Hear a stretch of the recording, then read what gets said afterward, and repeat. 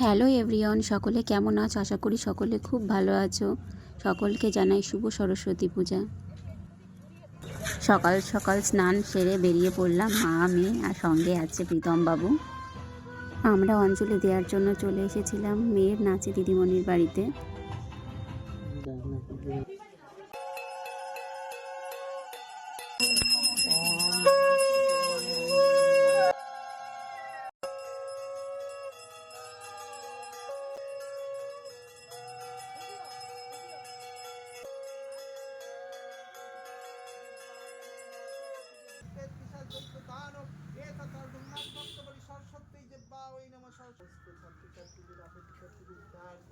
ওরা যেন বছর বছর তোমাকে দিতে পারে সেই আশীর্বাদ করো।